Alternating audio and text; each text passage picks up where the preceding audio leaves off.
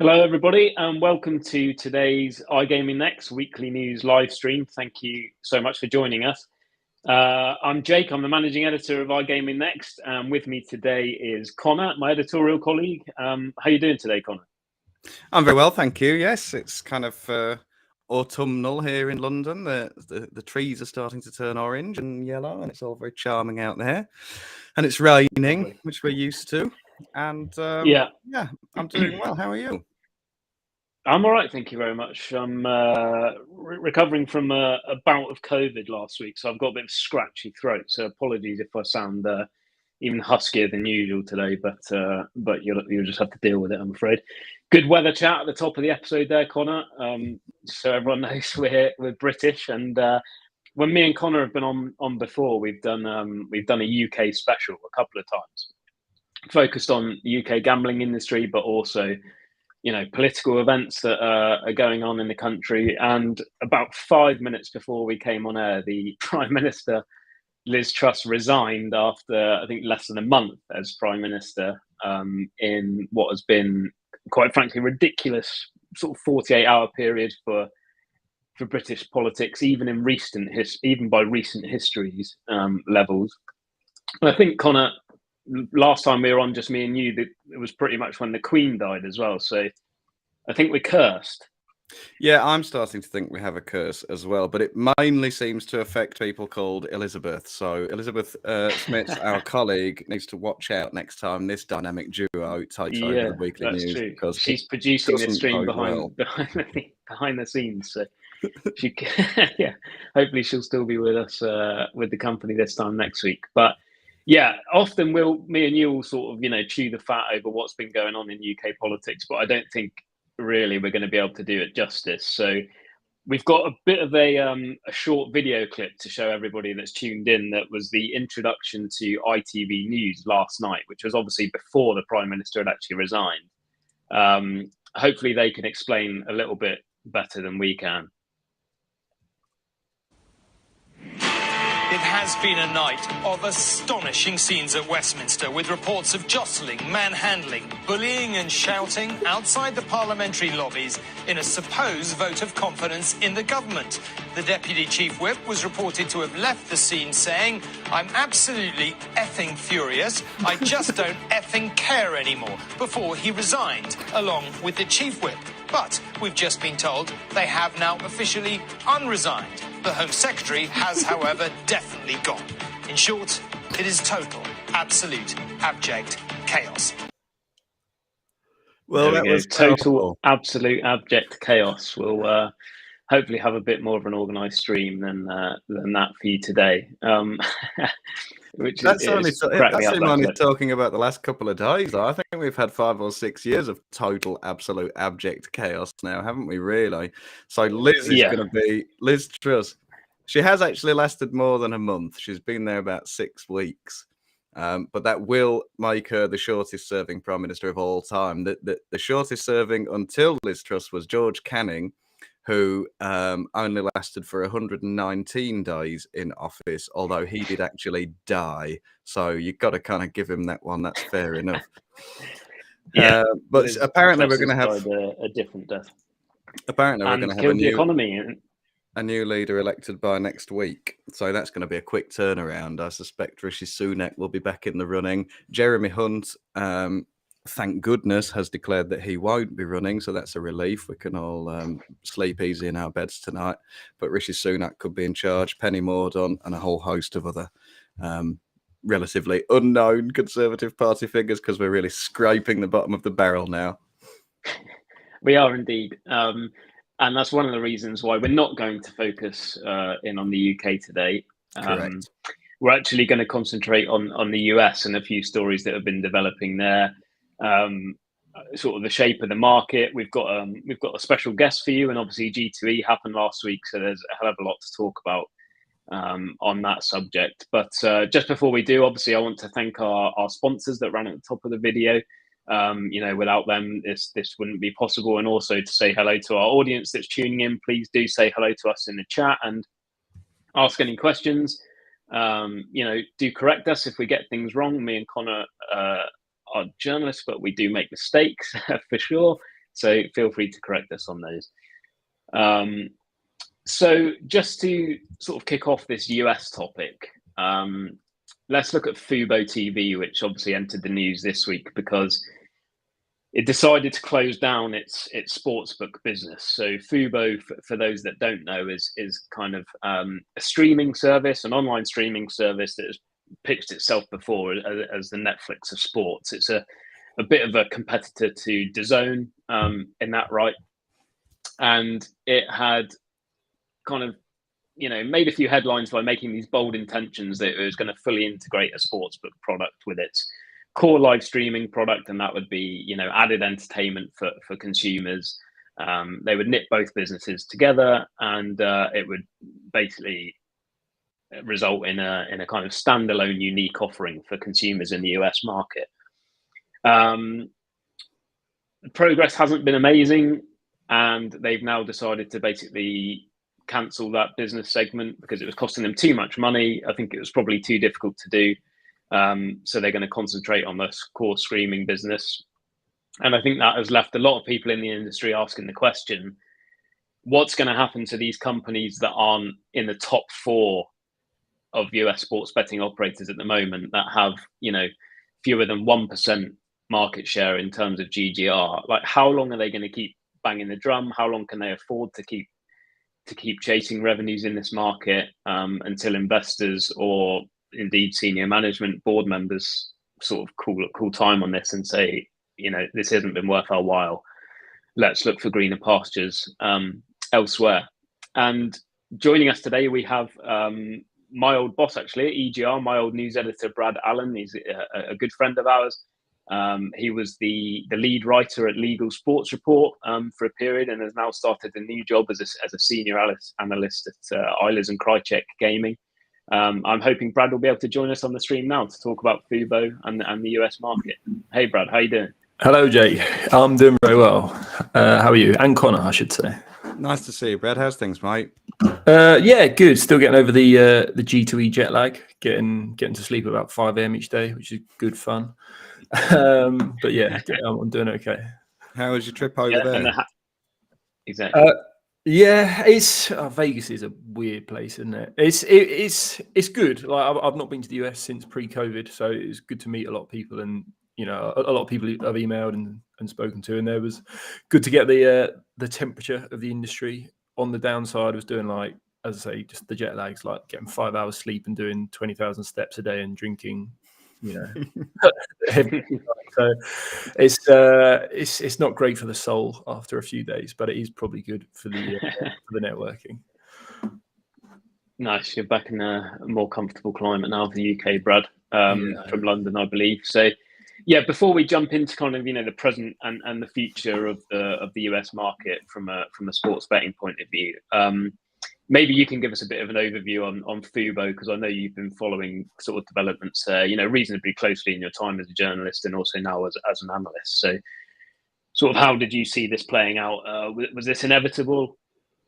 Yeah, I think it was inevitable. I mean, literally from the day they announced it, I mean, you can go back a few years. I think I've been critical, and I was never critical on my own. It was always talk to smart people, and they were like, "This is not going to work." So I'm not claiming foresight myself, but I think people who knew what they were talking about were never really optimistic on this. I mean, Fubo, they started off, as you said, when they first announced the plans, it was, this is going to be all in one. This is going to be in the stream. You're going to be able to bet. It's going to be integrated. Like, I don't know, say you go on 365 now, and you can literally bet the horses on the screen as they run around. But obviously, like the tech to do that on a telly doesn't really work because the stream's 45 seconds behind. Like, you need to get people to sign up for a betting account. You can't just, you're logged into your Fubo streaming account, you can now bet with us. Like, those are 2 separate accounts. So I think from the start, it was probably a little bit doomed. And I'd be interested to know what the chat's been like in the DAZN offices this week, looking at this and looking at some of the market share numbers they posted. It was like 0.13% that Fubo had in Arizona, like 0.07 in Iowa, wherever they were. Iowa. So it's gone. I think it's gone about as badly as it could have gone. Yeah. No, yeah, like you say. Go on, Jake. Go on, Conor. Sorry. No, I was going to say, yeah, it's all these streaming services, TV betting integrations have always attracted a massive amount of criticism, as you say, from people in the industry. Like, no one's made it work yet, and it's, you know, fair enough. People can keep trying, but it's kind of it's a bit of a damp squib, if you will. But I think they were the sort of the victims of quite poor timing as well. I mean, they announced they were going into it, I think, in early 2021 when money was free and everything was great, and the US was the golden goose that was just gonna lay golden eggs for anyone who cared to throw their hat in the ring. And then come mid 2022, the world economy is collapsing, you know, interest rates are skyrocketing, and their CEO David Gandler basically said, yeah, we're not sure we can afford to do this, actually. Well, yeah, I think they saw it as their way of making money, because they're in, you know, we know how hard it is to make money in the US sports betting industry. Like, a lot of people are losing a lot of money, but they're in their own tough business of sports streaming. I think they still lost 100 million this quarter or something like that. And I think they were maybe desperate is the way to put it. Like, how can we make some money? Well, we've got all these, you know, we've got however many customers, 100,000 customers. Why don't we take bets off them? That's a good way to monetize them. Obviously not realizing they were stepping into an adjacent, also incredibly difficult industry that they didn't know anything about. Yeah, it's probably easier to underestimate from the outside looking in. And you talked about latency and stream delay, which is a really obvious problem for these kind of companies. It is even for the kind of micro betting markets that we're seeing kind of grow in popularity and importance. But the point you made about customer sign up and needing to have obviously a betting account, you can't just be a TV viewer, is a really interesting one I hadn't considered. Can you imagine trying to register for a betting account with your TV remote on your TV? It'd be an absolute nightmare. But yeah, you're right to mention DAZN as well. They're probably the closest thing to this that's you know, following a similar model, although they've very much separated out their sportsbook from their streaming service to begin with, and I think they see an integration happening a lot further down the line, if at all. And obviously, Shai Segev said a few weeks ago, didn't he, that, you know, he's basically focusing solely on the streaming business because, as you say, profits don't come easy on that side of the fence either. Yeah, I mean, I thought that was interesting from Shai to already be toning down expectations, but you go, no, we're not going to be Bet365.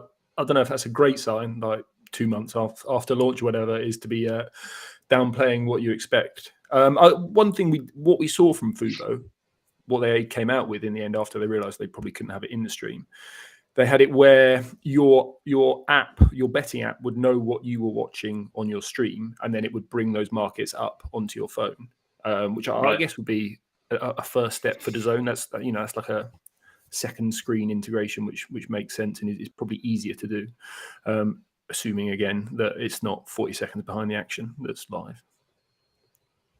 Yeah, for sure. And looking at it, you know, kind of at a macro level, Fubo are one of these, you know, 80 plus companies or whatever it is in the US market at the moment that was trying to make inroads in online sports betting, but it's just proving so difficult. And Eilers and Krychecker you work for now, Brad, obviously put out really interesting in-depth reports per month on the state of the US market. And I think we've got a graphic from the latest sports betting market monitor that shows kind of the breakdown of share in terms of GGR for leading operators. If we can just get that up on the screen now, 1 second. But yeah, it's been talked about a lot, hasn't it? Kind of the top four there, FanDuel, DraftKings, BetMGM, and Caesars have. So the figures are there. I think it's 80-something% of the overall market. Yeah. I mean, how long do these guys below with the kind of less than 1% market share? If you think FanDuel there with a 40% market share is not even making a profit yet, certainly not an annual profit anyway, what hope do those guys towards the bottom of that graph have? Yeah, I think so. I think our tracking, we have that top four that you mentioned with 86% market share, and that's up from 80% last year. So it's getting more consolidated rather than less. Yeah. So that's not a great sign, which I think is a little bit different from what you see in Europe generally. Like, I don't think in the UK, for example, you would see 365 with a 40% share. I think generally it's a little bit more broken down, but scale is just so important in the US. Like, everyone says it all the time. This is 30 separate countries, 30 separate markets, and you've got to have compliance, you've got to have servers in all the states, you've got to get market access for all of these states, you've got to market and get sports deals in all these states, and it turns out that only 4 companies are really big enough to do that. So I think if you're one of these smaller companies, you either give up the ghost, as we've seen Churchill Downs do, we've seen Fubo do now. Yeah. And you sort of take your losses. I think Fubo had like a $70 million write down on, I think, mainly market access costs. They just said, that's gone now. We spent that money, but we've got to shut the business down. Or you've got to try something different. One thing we've spoken about at Islers is, why don't more companies go for like a local hero approach? Like, you've kind of seen it work with Bet Rivers or Sugar House, those 2 brands in Pennsylvania, New Jersey, a little bit of Illinois, where they've got casinos in the area and that they've focused their resources there, and they've carved themselves out a nice little niche, and it probably will be a profitable niche for them sooner than most other companies, partially because they do a lot of online casino as well. So why doesn't someone like Unibet just go, right, let's just go all in on Pennsylvania? Let's sponsor the Eagles. Let's sponsor these local TV networks, and let's just get big in Pennsylvania for the next 3 years. And then if we can get 8-10% here, then maybe we expand. But yeah, at the minute, these companies are getting 1% across all these states with all these costs, and it's just not sustainable. Yeah, no, that is really interesting, and I think you mentioned Unibet there. They are kind of tentatively looking toward a strategy similar to that. They're certainly not looking for national coverage like the likes of DraftKings or whoever might be. But as you say, it's probably a lot easier to achieve that when you already have a land-based casino presence and database in the country. But for me, we've also seen like Bet365 and a few others be quite state specific in I think Colorado, and obviously Smarkets has launched an operation just in that state. So you think it might serve to be a bit more selective in the future. But we're looking at this now. What is it? 5 years or so after PASPA was repealed. I mean, 5 years from now, let's say, obviously nobody's got a crystal ball, and I'm putting you on the spot here, but are there only going to be 4 operators in this market? That doesn't exactly serve well for kind of customer choice, does it? No. So there's a couple of things. One, I think now's a great time to be actually getting into US sports betting. I think Fanatics CEO Michael Rubin said it the other day. He said, we've saved a lot of money just by waiting this long. Like, everyone has spent themselves out. Now they're leaving. Market access, we just said, Fubo couldn't give it away. They couldn't get rid of it. They're wearing the cost themselves.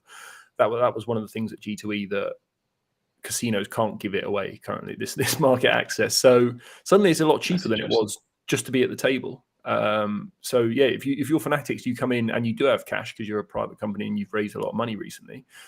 I think you probably can make much more of a dent than you could do a year ago. And I think it's probably the same for 365. I think they're in 2 states right now, Colorado and New Jersey, as you said. But I think this time next year, they'll probably be in 10 or more. So I think you start to see companies like that come in and offer a bit of new competition. Obviously you've seen the exchanges in New Jersey. Maybe someone like Circa starts expanding as well. So I think we're losing the dregs of the first wave, but I think there is still opportunity for people to come in, whether they've got their niche like the exchanges, or micro betting like Better, or whether it's the local heroes approach we talked about. I don't think it's just going to be 4 operators. I mean, Penn Barstool is 5th. They're another one that they're getting onto their own platform this time next year probably. And maybe they start spending a bit more, because I think they've probably found out that, you can rely on your Barstool brand to to reach your stoolies, but you do need to do some external marketing because they've just capped out at 3% share of the national market, and obviously I think they had much bigger ambitions than that initially. So maybe they change that up once they get onto their own platform. They start spending a bit of money as well. Yeah, that's really interesting. And like you say, it's easy to get kind of swept up in the narrative at the time, but this is sort of the end of the beginning stage for regulated betting in the States. And I think you're right. I think there is an opportunity for people who either have waited this long or who want to do something slightly differently. We've seen, maybe Unibet or PointsBet, those operators come in with a kind of, homogenous experience that's worked in other markets. If you just launch that in the US, you're not going to have any success whatsoever, especially if you don't have the scale or the cash balance to compete with those at the upper end of the market. But that was, you've led us on a perfect segue there, actually, Brad, because we wanted to talk about Fanatics in a little bit more detail.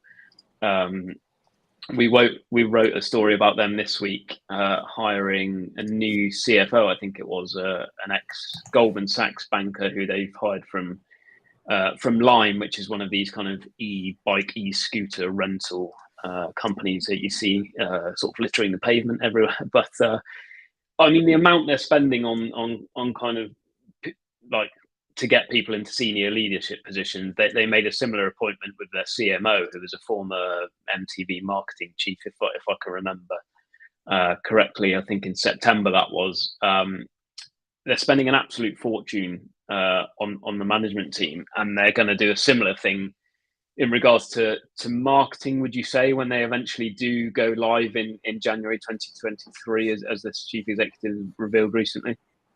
I'm not sure. I mean, their whole spiel is we've got that, 80 million people in our database who buy hats, and that's our marketing. So I don't know if you see them come out and jump all over ESPN. Not that ESPN will sell ads that's anymore. Another interesting question for me, actually, that somebody asked on our Twitter account this week. Are they just going to have free license to market to that database with a gambling offering? Like, are there any regulations around that? I mean, yeah, I don't know the answer to that. I would suspect you will be able to send them emails, and I suspect Fanatics know the answer to that. That's going to be quite crucial to their strategy. But yeah, I don't know specifically. But I mean, I was chatting to someone about this last week, and he was like, "Yeah, my wife buys hats from Fanatics. She's not going to bet with them." Like, how many people in that database who are potential bettors and don't already have DraftKings, FanDuel, BetMGM? How many of them are in there? There are going to be some, but it's kind of similar to ESPN as well. Like, if you're a bettor, and especially in a mature state by now, you've seen ads for sportsbooks for years. Like, just because now you get an ad in your inbox for Fanatics Sportsbook, I don't think you're suddenly just going to jump in and start betting with them. But I mean, to your point, they have hired very well. Obviously, Matt King from FanDuel. But then, more recently, like, it seems like everyone on LinkedIn is joining, is leaving Sky Bet to join Fanatics. People from Flutter, and people, former DraftKings. So they've hired a very smart team. They've obviously got cash, which you've spoken about. They do have a database to have a crack at. So they have. And they also have the long-term view, and they've shown patience. They've shown some sort of, you'd say, strategic smarts so far, just to wait this long. So I think they've done about as well as you could have so far without launching anything, if you know what I mean. They've set themselves up. Yeah, I was going to say the one thing they don't have is a product, right? Yeah, and they still not announced the product, the tech. I'm still pretty confident it'll be a Melco, although I know Darren Rovell said that wasn't true, but we'll see on that one still. I think you make such a good point there, Brad, about how many of these firms who are jumping into sports betting now are overestimating the power of their brand. Just because you buy a hat from Fanatics doesn't mean you're going to want to bet with them, and just because you watch Dave Portnoy reviewing pizza doesn't mean you're going to want to bet with Barstool either. And I think makes you want to buy pizza, though. Would it be overreaching to say that there's maybe an element of naivety there? I think in Britain, where we have such a long established gambling and online gambling industry, like, we know full well how fickle gamblers are. Why, there's really no call for brand loyalty to a sports book or to an online casino, because people go where the best product is, where the best acquisition and retention offers are. And it's not really about brand, in my view, anyway. So how many of these US firms are completely overestimating the value of that? Yeah, it's true. I wonder how many billions have been wasted because of Sky Bet. That's always been held up as the pinnacle of, oh, look, the perfect media integration. You add a brand and look what you can do. And no one has ever even got faintly close to replicating that. Look at Fox Bet, for example. I mean, it's got other issues beyond just the media integration, but Yahoo Sportsbook. BetMGM's never really given any numbers on how well that's done, so you can probably assume it's bad. Barstool, as we say, 3% market share, not really worked. Every single attempt to replicate Sky Bet and use a big, well-known sports brand has just done nothing to date. I'm not sure why, say, Fanatics or ESPN, for example, would suddenly come in and change that. Yeah, it's true, and we can see that trend developing still in other international markets. Everyone says Sky Bet was the blueprint. This must be an easy model to follow. And I don't know if you saw this week, but in Australia, Matthew Tripp, who launched Bet Easy and Sportsbet, I think, is launching another company called Better, not the micro betting guys in the US, but he again, that's completely backed by News Corp, and the idea is to sell that into the newspaper mastheads and cross-sell kind of a media audience into a sports betting operation. But how many times are News Corp gonna do this? Exactly. Fox Bet is hamstrung in the US. Some bets and some bingo launched in the UK and kind of made an absolute meal of it, and some bets particularly had to close down with basically nothing to show for it apart from a burning pile of cash. But yeah, they're going to try and do the same thing in Australia by not using the Fox brand, but using this Better brand instead. But I guess you could say similar with Fanatics. If there's anybody that's going to pull it off, it's Matt King. Matt Tripp is kind of the Australian sort of version of that. I guess he's got the track record. Who am I to argue with him?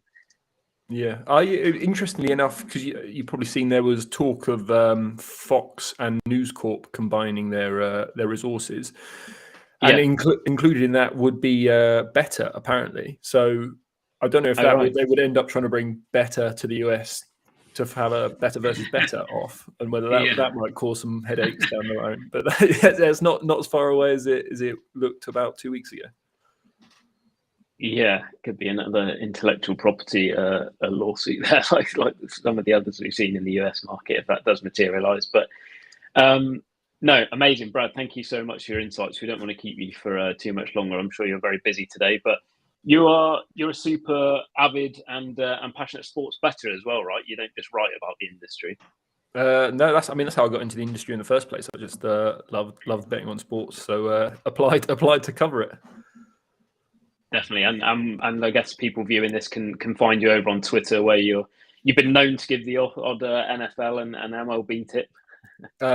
Yes, I'll be over there at Brad Allen NFL, tweeting about NFL, obviously, and the usual, more of this sports betting industry nonsense as well. Great. Well, thanks again for joining us, Brad. It's great to have you on. Thanks for having me, Jake. Cheers, Brad. Good to see you. Cheers, guys. Cheers. Lots to think about there, Jake. Yeah, that was good, wasn't it? He's a smart guy, is Brad Allen, and gave some really good insights on the US market, both as obviously a bettor and as an analyst in his current position. But what did you make of that, Conor? Is there anything else in the kind of US betting ecosystem that we might not have considered? I don't know. The only thing on a sort of related note that I do have some sort of concerns over with regards to things like FuboTV and the Jake Paul Better is this kind of micro betting trend that seems to be coming. I think even, you know, from a responsible gambling perspective, there's a big question mark over that. And I think, you know, in many ways, like maybe there should be a bit of friction to place a bet. Like, why does everything have, I mean, it's just, it's that kind of trend that we've seen in digital marketing and all this stuff where everything has to be personalized all the time and everything has to be accessible straight away. And I just think, you know, from an RG perspective, particularly, exactly that. Maybe there should be a little bit of friction. Maybe you don't need to be offered a bet on 100 things that happen within a game, you know, as they happen. Do you think this is going to happen next? Or, and I am sort of tentatively wondering whether there's going to be some regulatory clampdown on that kind of thing at some point, which might come as a big disappointment to some of the businesses that are focusing on that specifically. But who knows? I mean, obviously, you got firms like Better have got a decent bit of funding behind them, and they're going to make a go of it. That kind of branding, I think, when it comes to an influencer with a big following, is potentially much more valuable than just having a strong company brand. You know, so I think things could go really well for them, and they could start making a lot of money. But yeah, I think from an RG perspective and from a regulatory perspective, there's a bit of a question mark over the micro betting phenomenon. Yeah, it was interesting to hear Joey Levy say, I think he was speaking to Ryan Butler, actually, our US editor. They did a Q&A on the website, which you can read now.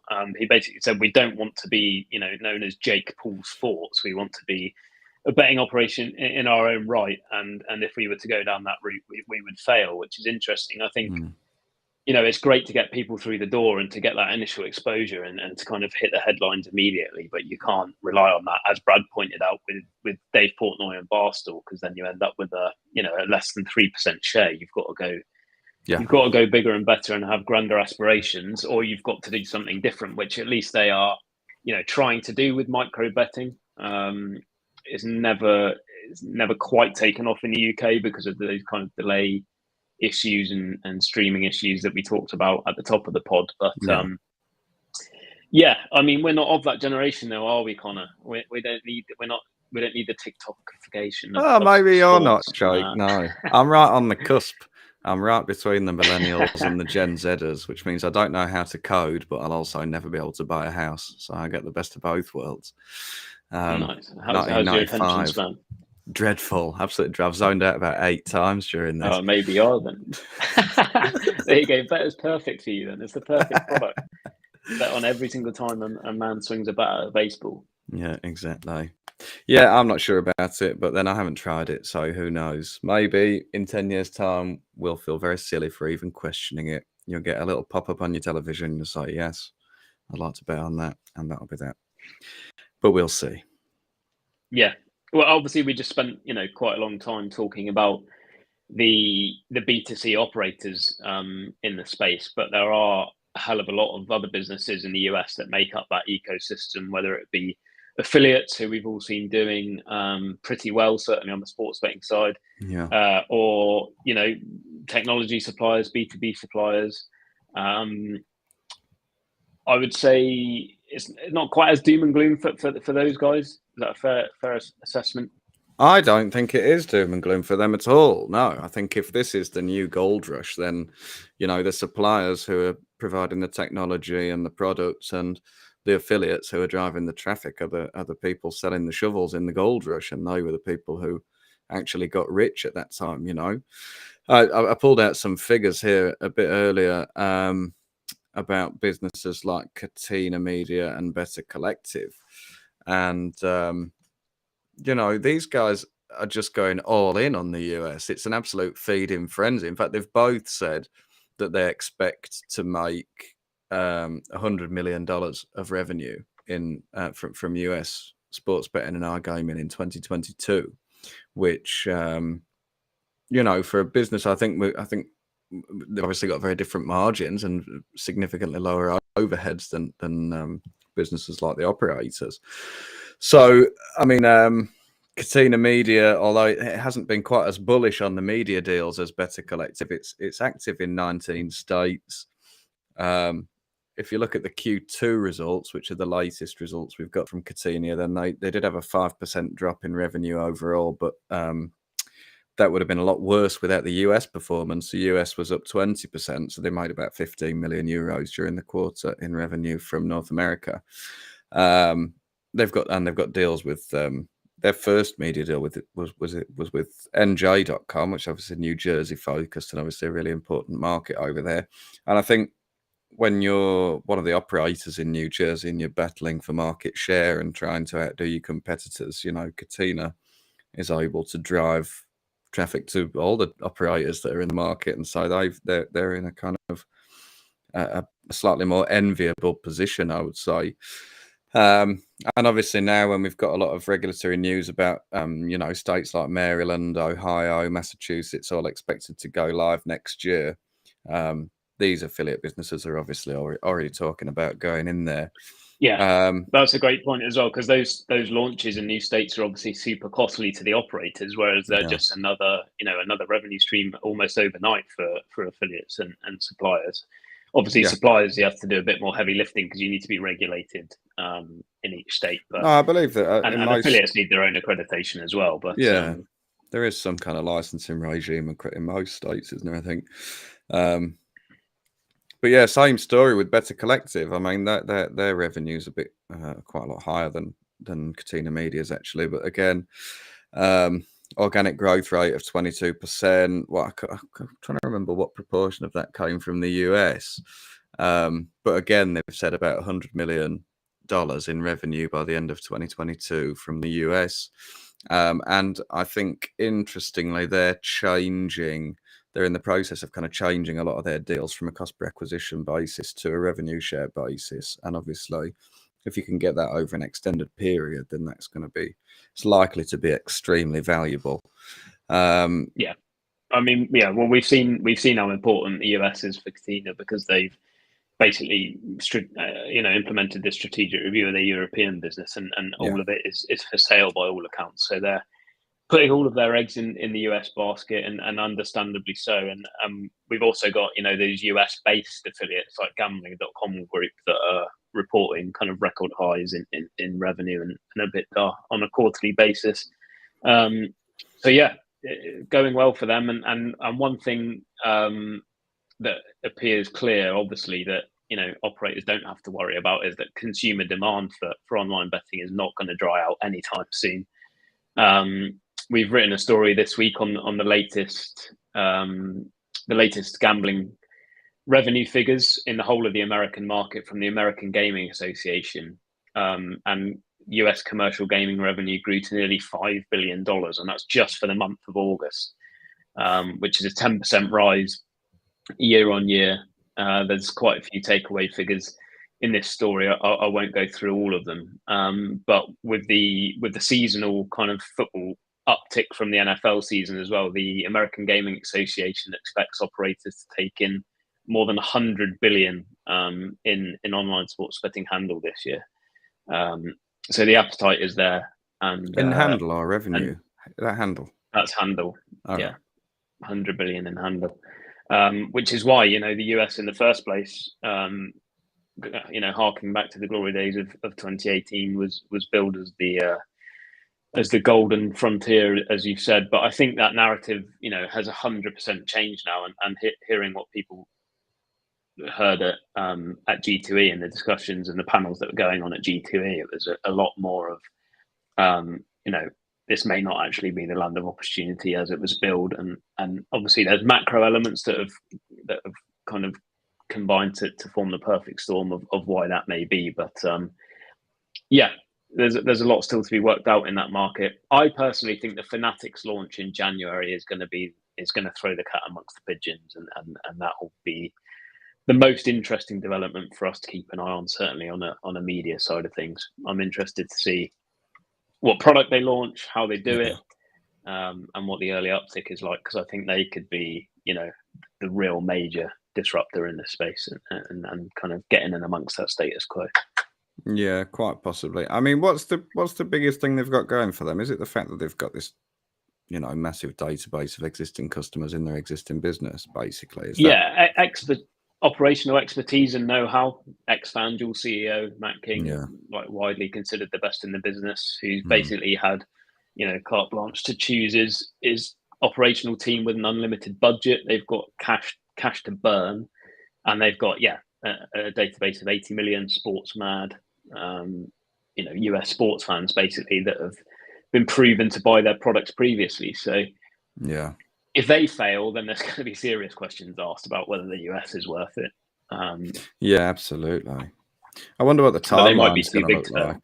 Because it's only FanDuel so far that's been able to even get a positive EBITDA result, isn't it?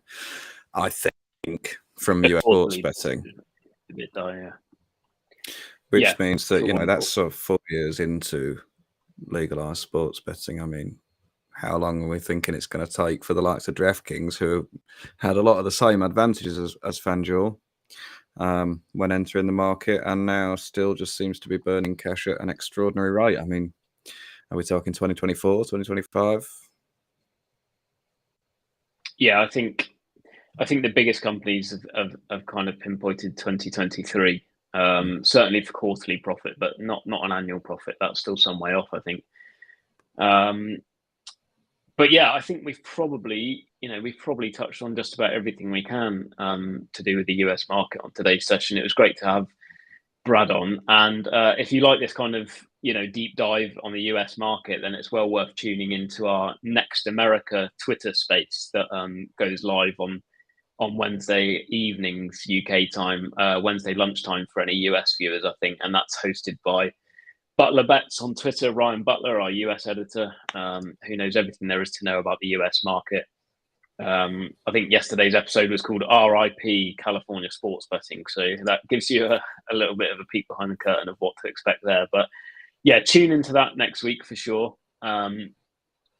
And tune into us again next week. We're hoping that Pierre will be able to join us. I think he's on a well-earned vacation in San Francisco at the moment after G2E, so he can join us this week. And I think Nico is super busy in Germany, working hard on a license there, and we know how difficult that is. So fair play, he couldn't make it this week. So there's no 10 in 5, unfortunately. For anybody who's tuned in to watch him fail miserably at trying to name 10 news stories in 5 minutes, you'll have to come back next week. But Conor, you've been an awesome guest. Thanks a lot for joining me. Let's hope no politicians have retired or monarchs have died since we started our broadcast. But yeah, say goodbye to everybody for us. Yeah, thanks for having me, Jake. It's been fun, and thank you to all of our viewers across the different platforms. It's our pleasure to join you every week, and we'll see you again next week. Yeah, and thanks to our sponsors, Playson and Zimpler. Cheers, everybody.